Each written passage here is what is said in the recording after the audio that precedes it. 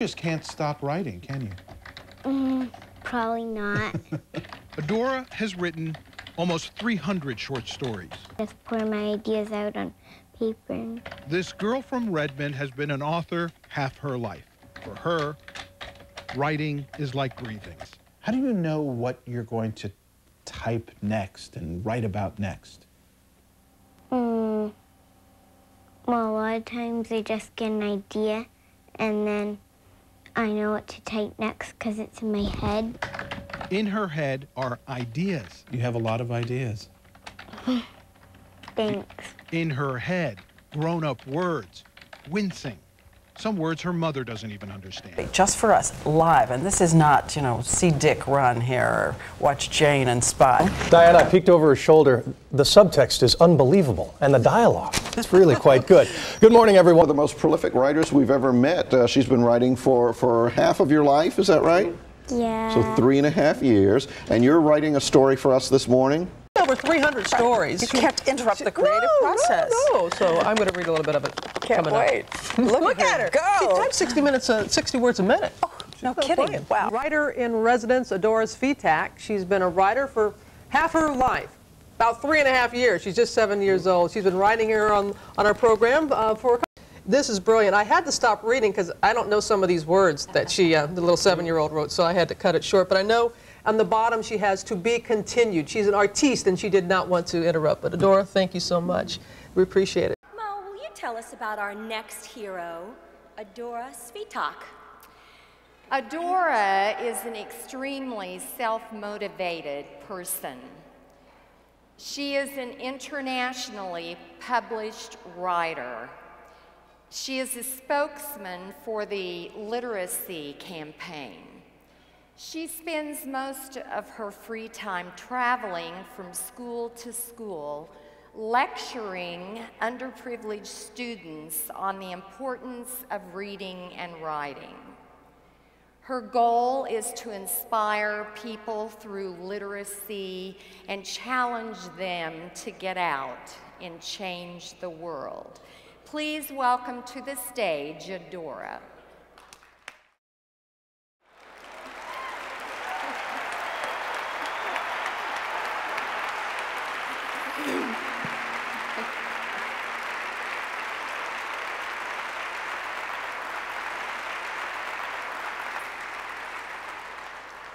Adora, how old are you?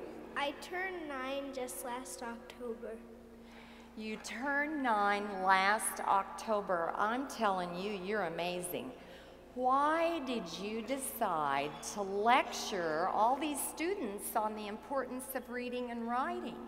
I believe that my message should be available to everybody and that I would just love to share how to write stories and with these students, and I feel that I have a very fun time speaking to them. Well, honey, a lot of them are a lot older than you. Is that a problem?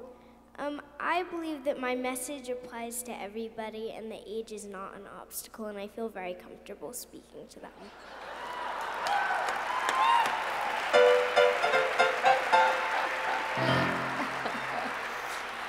Well, Adora, what about women in leadership? I've heard you call it girl power. I really believe that women are just as strong and courageous as men, and I believe that they have very important positions in society. Now, wait a minute, say that all over because they were clapping for you, and what you have to say is so important for everybody to hear. I believe that women have a very important place in society and that they are just as strong and courageous as men.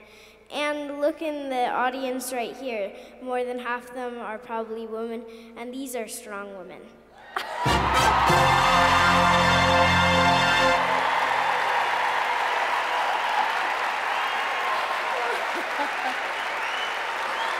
that was great.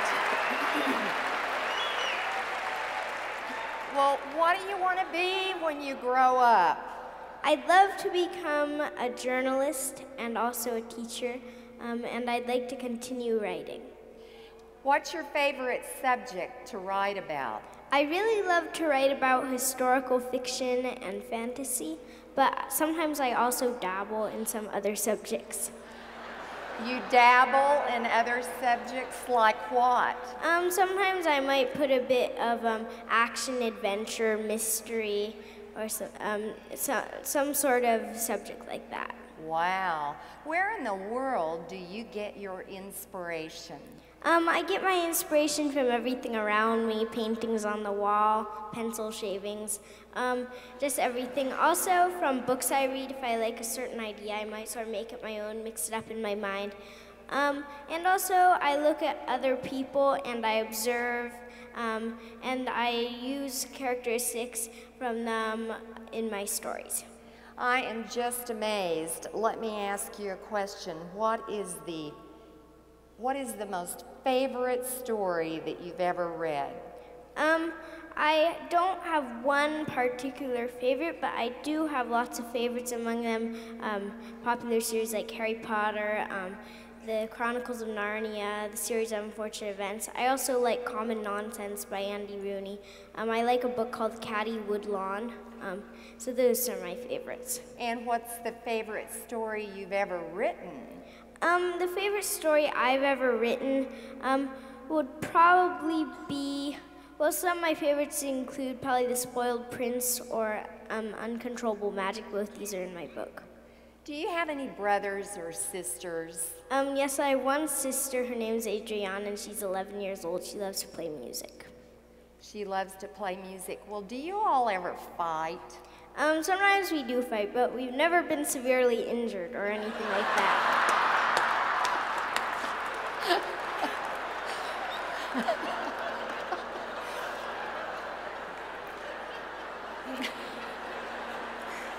Well, honey, I'm really glad you haven't been severely injured, because that would be terrible. Well, what's the silliest thing you've ever fought about? Well, sometimes we fight about things like maybe if we drank too much juice, or if we accidentally jumped on each other's bed or something like that. Just silly stuff. Yeah. Yeah. Do you get nervous when you talk in front of students? No, usually I feel pretty comfortable talking in front of students because I feel that they're very friendly and that they are very receptive to my ideas, and so I feel very comfortable talking to them. Well, there are about probably 7,000 or 8,000 people in this room, and they're all realtors. Do you get nervous talking to realtors? No, I don't get nervous talking to realtors or any other sort of professionals. I feel that that you are a very interesting audience and that you are friendly, and I really like speaking to you.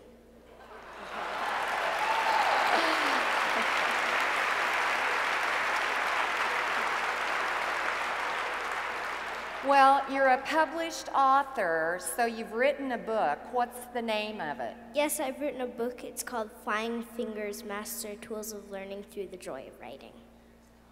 Wow. Have you taught at a university yet? Yes, I actually spoke at Stony Brook College in Long Island, New York. That means we have some New Yorkers here.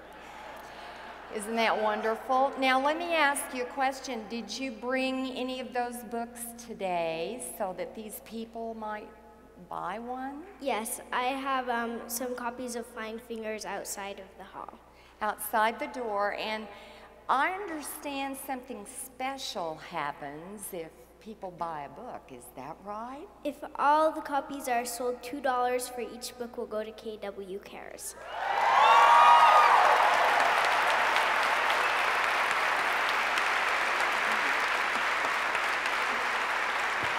I'll be autographing them. What did you say? I'll be autographing the books so that you can have. I want you all buying those books. I just want to thank you for being willing to give $2 to KW Cares. Adora, I think that shows the generosity you have in your heart, and I just really appreciate it. Is your family here? Yes, my family's present here. Would you ask them to come up here? Sure. Could you please come up? And now, Adora, would you step down off of this box and introduce us to your family? This is my mom. Her name's Joyce Svitak. And this is my dad. His name is John Svitak. And this is my sister, who I sometimes fight with, but not always, who's named Adriana Svitak.